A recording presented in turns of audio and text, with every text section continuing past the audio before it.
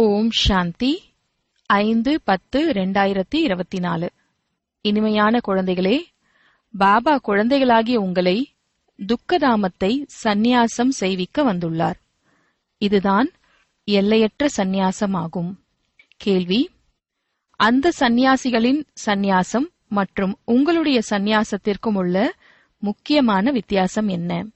பதில்: அந்த சந்நியாசிகள் வீடு வாசலை விட்டுவிட்டு காட்டிற்கு செல்கிறார்கள். ஆனால் நீங்கள் வீடு வாசலை விட்டுவிட்டு காட்டிற்கு செல்வதில்லை. வீட்டில் இருந்து கொண்டே முழு உலகத்தையும் முட்கள் நிறைந்த காடாக புரிந்து கொள்கிறீர்கள். நீங்கள் புத்தியின் மூலம் முழு உலகத்தையும் சந்நியாசம் செய்கின்றீர்கள். ஓம் சாந்தி. ஆன்மீக தந்தை வந்து ஆன்மீக குழந்தைகளுக்கு தினம் தினம் புரிய வைக்கின்றார். ஏனென்றால் அரை கல்பமாக எதுவும் புரியாதவர்களாக இருந்தீர்கள் அல்லவா? எனவே தினம் தினம் புரிய வைத்துக் கொண்டே இருக்கின்றார். எனவே தினம் தினம் புரிய வைக்க வேண்டியுள்ளது. முதலில் மனிதர்களுக்கு அமைதி வேண்டும். உண்மையில் ஆத்மாக்கள் அனைத்தும் சாந்தி தாமத்தில் இருக்கக்கூடியவர்களாகும். பாபா எப்போதும் அமைதிக்கடலாக இருக்கின்றார்.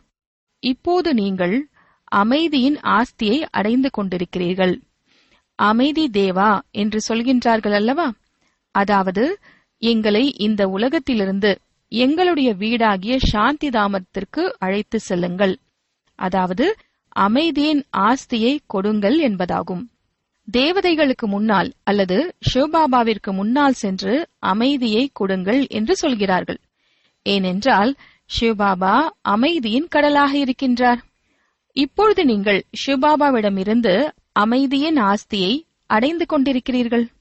பாபாவை நினைவு செய்து செய்து நீங்கள் கண்டிப்பாக சாந்திதாம் செல்ல வேண்டும். நினைவு செய்யவில்லை என்றாலும் கண்டிப்பாக செல்வீர்கள். தலையில் இருக்கும் பாவங்களின் சுமை இறக்கப்பட வேண்டும், அதாவது அழிய வேண்டும் என்பதற்காக தான் நினைவு செய்கிறீர்கள். அமைதியும் சுகமும் ஒரு பாபாவிடமிருந்துதான் கிடைக்கிறது. ஏனென்றால் அவர் சுகம் மற்றும் அமைதியின் கடலாக இருக்கின்றார். அவைதான் முக்கியமானதாகும். அமைதியை முக்தி என்றும் சொல்லப்படுகிறது. பிறகு ஜீவன் முக்தி மற்றும் ஜீவன் பந்தனமும் இருக்கிறது. இப்போது நீங்கள் ஜீவன் பந்தனத்திலிருந்து ஜீவன் முக்தியை அடைந்து கொண்டிருக்கிறீர்கள். சத்யுகத்தில் எந்த பந்தனமும் இருப்பதில்லை. சகஜ ஜீவன் முக்தி அல்லது சகஜ கதி சத்கதி என்று பாடப்படுகிறது. இப்பொழுது இரண்டுடைய அர்த்தத்தையும் குழந்தைகளாகி நீங்கள் புரிந்துள்ளீர்கள். சாந்தி தாமத்தை கதி என்று சொல்லப்படுகிறது, சுகதாமத்தை சத்கதி என்று சொல்லப்படுகிறது. சுகதாமம் சாந்தி தாமம், பிறகு இது துக்கதாமம் ஆகும். நீங்கள் இங்கே அமர்ந்துள்ளீர்கள். பாபா கூறுகின்றார், குழந்தைகளே, சாந்தி தாமமான வீட்டை நினைவு செய்யுங்கள். ஆத்மாக்களுக்கு தங்களுடைய வீடு மறந்து போய்விட்டது. பாபா வந்து நினைவூட்டுகின்றார். எதுவரை என்னை நினைவு செய்யவில்லையோ அதுவரை ஆன்மீக குழந்தைகளாகி நீங்கள் வீட்டிற்கு செல்ல முடியாது என்று பாபா புரிய வைக்கின்றார். நினைவின் மூலம் உங்களுடைய பாவங்கள் பஸ்பமாகிவிடும். ஆத்மா தூய்மையாக ஆகி பிறகு தன்னுடைய வீட்டிற்கு செல்லும். இது தூய்மையற்ற உலகம் என்பதை குழந்தைகளாகி நீங்கள் தெரிந்துள்ளீர்கள். ஒரு தூய்மையான மனிதன் கூட கிடையாது. தூய்மையான உலகத்தை சத்யுகம் என்றும் தூய்மையற்ற உலகத்தை கலியுகம் என்றும் சொல்லப்படுகிறது. ராமராஜ்யம் மற்றும் ராவண ராஜ்யம் ஆகும். ராவண ராஜ்யத்தின் ஆரம்பத்திலிருந்து தூய்மையற்ற உலகம் ஸ்தாபனையாகிறது. இது உருவாக்கப்பட்ட விளையாட்டு அல்லவா? இதை எல்லையற்ற தந்தை புரிய வைக்கின்றார். அவரேதான் சத்தியம் என்று சொல்லப்படுகிறது. சத்தியமான விஷயங்களை நீங்கள் சத்யுகத்தில்தான் கேட்கிறீர்கள். பிறகு நீங்கள் சத்யுகத்திற்கு செல்கிறீர்கள். துவாபர யுகத்திலிருந்து ராவண ராஜ்யம் ஆரம்பமாகிறது. ராவணன் என்றால் அசுரன் ஆவான். அசுரன் ஒருபோதும் சத்தியத்தை பேச முடியாது. ஆகையினால் மாயை பொய்யானது, ஷரீரம் பொய்யானது என்று சொல்லப்படுகிறது. ஆத்மாவும் பொய்யானதாக இருக்கிறது என்றால் ஷரீரமும் பொய்யானதாக இருக்கிறது. ஆத்மாவில் சம்ஸ்காரம் நிறைந்திருக்கிறது அல்லவா? 4 உலோகங்கள் இருக்கின்றன அல்லவா? தங்கம், வெள்ளி, தாமிரம், இரும்பு. அனைத்து அழுக்குகளும் நீங்கிவிடுகிறது. மற்றபடி இந்த யோக பலத்தின் மூலம் நீங்கள் உண்மையான தங்கமாக ஆகின்றீர்கள். நீங்கள் சத்யுகத்தில் இருக்கும்போது உண்மையான தங்கமாக தான் இருக்கிறீர்கள். பிறகு வெள்ளி சேரும்போது சந்திர வம்சத்தவர் என்று சொல்லப்படுகிறது. பிறகு தாமிரத்துடையது இரும்பினுடைய கலப்பு ஏற்படுகிறது துவாபர கலியுகத்தில். பிறகு யோகத்தின் மூலம் உங்கள் மீது படிந்த வெள்ளி தாமிர இரும்பினுடைய கலப்பு நீங்கிவிடுகிறது. முதலில் ஆத்மாக்களாகிய நீங்கள் அனைவரும் சாந்தி தாமத்தில் இருக்கிறீர்கள். பிறகு முதலில் சத்யுகத்தில் வருகிறீர்கள். எனவே அதனை கோல்டன் ஏஜ் என்று சொல்லப்படுகிறது. நீங்கள் உண்மையான தங்கமாவீர்கள். யோக பலத்தின் மூலம் அனைத்து கலப்புகளும் நீங்கி மீதம் உண்மையான தங்கம் கிடைக்கிறது. சாந்தி தாமத்தை கோல்டன் ஏஜ் என்று சொல்லப்படுவதில்லை. Golden age, silver age, copper age என்று இங்கே சொல்லப்படுகிறது. சாந்தி தாமத்தில் அமைதி இருக்கிறது. ஆத்மா சரீரத்தை எடுக்கும் போது கோல்டன் ஏஜ் என்று சொல்லப்படுகிறது. பிறகு உலகமே தங்க யுகமாக ஆகிவிடுகிறது. சத்தோ பிரதான 5 தத்துவங்களின் மூலம் சரீரம் உருவாகின்றது. ஆத்மா சத்தோ பிரதானமாக இருக்கும்போது சரீரமும் சத்தோ பிரதானமாக இருக்கிறது. பிறகு கடைசியில் வந்து அயன் ஏஜ், அதாவது கலியுக சரீரம் கிடைக்கிறது. ஏனென்றால் ஆத்மாவில் கலப்படம் சேருகிறது. எனவே கோல்டன் ஏஜ், சில்வர் ஏஜ் என்று இந்த உலகத்தை சொல்லப்படுகிறது.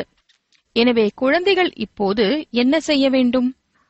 முதலில் சாந்தி தாமத்திற்கு செல்ல வேண்டும். ஆகையினால் பாபாவை நினைவு செய்ய வேண்டும்.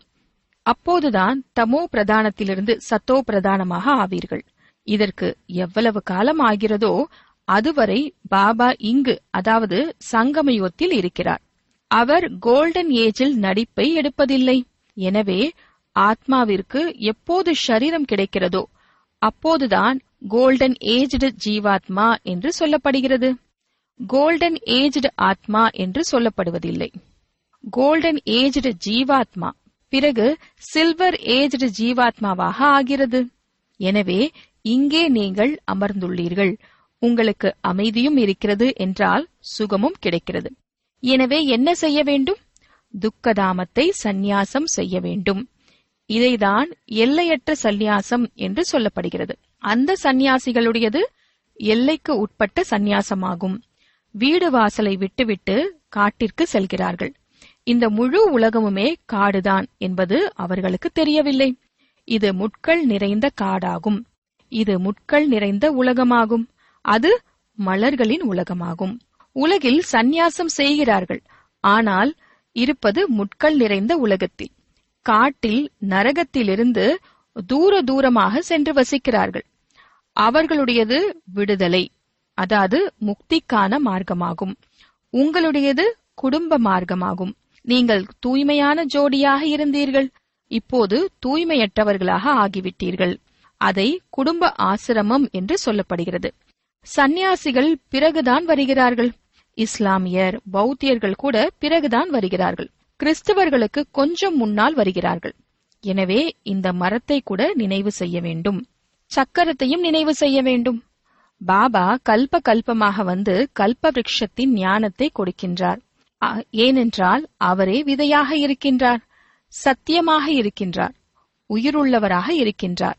ஆகையினால் கல்பமாக வந்து கல்ப விருட்சத்தின் முழு ரகசியத்தையும் புரிய வைக்கின்றார்.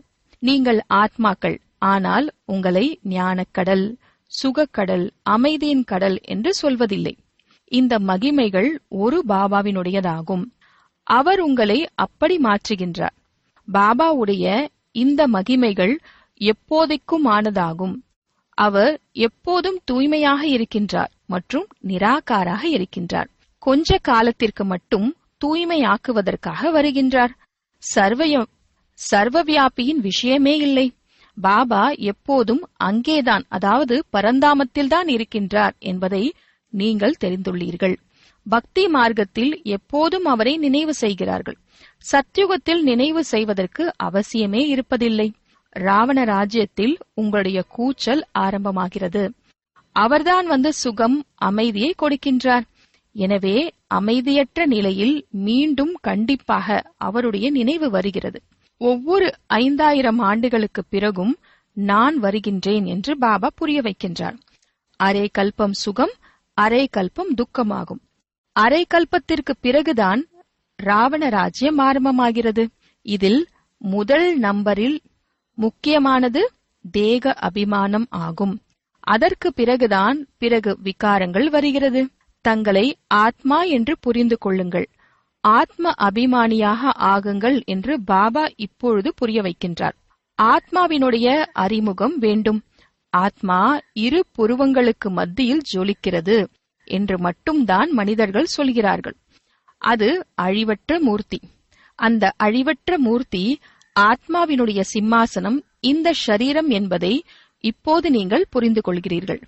ஆத்மா இரு புருவங்களுக்கு மத்தியில் அமர்கிறது. இது அழிவற்ற மூர்த்தியின் சிம்மாசனம் ஆகும். அனைத்தும் உயிருள்ள அழிவற்ற சிம்மாசனமாக இருக்கிறது. அவர்கள் அழிவற்ற சிம்மாசனம் என்று அமிர்த சரசில் மரத்தினால் செய்துவிட்டார்கள். இருக்கின்ற மனிதர்கள் அனைவருக்கும் அவரவருடைய அழிவற்ற சிம்மாசனம் இருக்கிறது என்று பாபா புரிய வைக்கின்றார். ஆத்மா வந்து இங்கே அமருகிறது. சத்யுகமாக இருந்தாலும் சரி அல்லது கலியுகமாக இருந்தாலும் சரி, ஆத்மாவின் சிம்மாசனம் இந்த மனித சரீரமே ஆகும். எனவே எத்தனை அழிவற்ற சிம்மாசனங்கள் இருக்கின்றன?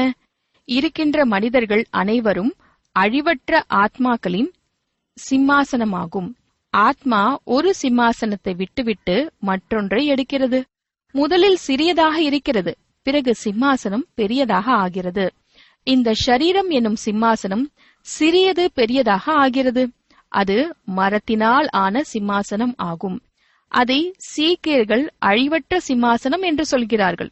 அது சிறியது பெரியதாக ஆவதில்லை. இந்த புருவ மத்தி என்பது மனிதர்கள் அனைவருடைய அழிவற்ற சிம்மாசனம் என்பது யாருக்கும் தெரிவதில்லை. ஆத்மா அழிவற்றது, ஒருபோதும் அழிவது கிடையாது. ஆத்மாவிற்கு விதவிதமான சிம்மாசனம் கிடைக்கிறது. சத்யுகத்தில் உங்களுக்கு மிகவும் முதல் தரமான சிம்மாசனம் கிடைக்கிறது. அதனை கோல்டன் ஏஜ்டு சிம்மாசனம் என்று சொல்லப்படுகிறது. பிறகு அந்த ஆத்மாவிற்கு சில்வர், காப்பர், அயன் ஏஜ்டு சிம்மாசனம் கிடைக்கிறது. பிறகு கோல்டன் ஏஜ்டு சிம்மாசனம் வேண்டும் என்றால் கண்டிப்பாக தூய்மையாக ஆக வேண்டும்.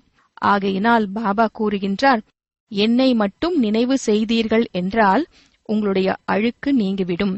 பிறகு உங்களுக்கு அப்படிப்பட்ட தெய்வீக சிம்மாசனம் கிடைக்கும். இப்போது பிராமண குலத்தின் சிம்மாசனமாக இருக்கிறது. புருஷோத்தம சங்கம யுகத்தின் சிம்மாசனமாக இருக்கிறது. பிறகு ஆத்மாவாகிய எனக்கு இந்த தேவதை சிம்மாசனம் கிடைக்கும். இந்த விஷயங்களை உலகத்திலுள்ள மனிதர்கள் தெரிந்திருக்கவில்லை. தேக அபிமானத்தில் வந்து பிறகு தங்களுக்குள் துக்கம் கொடுத்து கொண்டே இருக்கிறார்கள். ஆகையினால் இதனை துக்கதாமம் என்று சொல்லப்படுகிறது. சாந்திதாமத்தை நினைவு செய்யுங்கள், அது உங்களுடைய உண்மையான வசிப்பிடம் என்று பாபா இப்பொழுது குழந்தைகளுக்கு புரிய வைக்கின்றார். சுகதாமத்தை நினைவு செய்யுங்கள், துக்கதாமத்தை மறந்து கொண்டே செல்லுங்கள். இதன் மீது வைராகியம் வேண்டும். அதற்காக சந்நியாசிகளைப் போல வீடு வாசலை விட வேண்டும் என்பது கிடையாது. அது ஒரு புறம் நல்லது என்றாலும் மற்றொரு புறம் கெட்டது என்று பாபா புரிய வைக்கின்றார். உங்களுடையதுதான் நல்லதாகும், அவர்களுடையது ஹட்டயோகம், நல்லதாயினும் கூட கெட்டதாகும். ஏனென்றால் தேவதைகள் இறங்கும் மார்க்கத்தில் செல்கிறார்கள் என்றால் பாரதத்தை தாங்குவதற்காக கண்டிப்பாக தூய்மை வேண்டும். எனவே அதில் கூட உதவி செய்கிறார்கள். பாரதம்தான் அழிவற்ற கண்டமாக இருக்கிறது. பாபாவும் கூட இங்குதான் வரவேண்டியிருக்கிறது. எனவே எல்லையற்ற தந்தை எங்கு வருகிறாரோ அது அனைத்திலும் பெரிய தீர்த்தமாகிவிட்டதல்லவா? அனைவருக்கும் சத்கதியை பாபா வந்து ஏற்படுத்துகிறார். ஆகையினால் பாரதம்தான் உயர்ந்ததிலும் உயர்ந்த தேசமாகும். முக்கியமான விஷயத்தை பாபா புரிய வைக்கின்றார். குழந்தைகளே, நினைவு யாத்திரையில் இருங்கள். கீதையில் கூட மன்மனா பவ என்ற வார்த்தை இருக்கிறது. ஆனால் பாபா ஒன்றும் சமஸ்கிருதம் சொல்வதில்லை. பாபா மன்மனா பவ என்பதன் அர்த்தத்தை கூறுகின்றார். தேகத்தின் அனைத்து தர்மங்களையும் விட்டுவிட்டு தங்களை ஆத்மா என்று நிச்சயம் செய்யுங்கள். ஆத்மா அழிவற்றதாக இருக்கிறது. அது ஒருபோதும் சிறியதாக பெரியதாக ஆவதில்லை. ஆரம்பமும் முடிவுமற்ற அழிவற்ற நடிப்பு ஆத்மாவில் நிரம்பியுள்ளது. நாடகம் உருவாக்கப்பட்டுள்ளது. கடைசியில் வரக்கூடிய ஆத்மாக்களுக்கு மிகவும் குறைந்த நடிப்பே இருக்கிறது. மற்ற நேரம் சாந்திதாமத்தில் இருக்கிறது. ஸ்வர்க்கத்தில் வர முடியாது. கடைசியில் வரக்கூடியவர்கள் அங்கேயே கொஞ்சம் சுகம், அங்கேயே கொஞ்சம் துக்கத்தையும் அடைகிறார்கள். எப்படி தீபாவளி நாளில் எவ்வளவு அதிக கொசுக்கள் வருகிறது. காலையில் விழித்து பார்த்தால் அனைத்து கொசுக்களும் இறந்திருக்கும். அவ்வாறே மனிதர்களும் கூட ஆகும். கடைசியில் வரக்கூடியவர்களுக்கு என்ன மதிப்பிருக்கும்? விலங்குகளைப் போலவே ஆவர். எனவே பாபா இந்த சிருஷ்டி சக்கரம் எவ்வாறு சுற்றுகிறது என்பதை புரிய வைக்கின்றார். மனித சிருஷ்டி எனும் மரம் சிறியதிலிருந்து பெரியதாக, பெரியதிலிருந்து சிறியதாக எப்படி ஆகிறது? சத்யுகத்தில் எவ்வளவு குறைந்த மனிதர்கள் இருக்கிறார்கள். கலியுகத்தில் எவ்வளவு வளர்ந்து மரம் பெரியதாக ஆகிவிடுகிறது.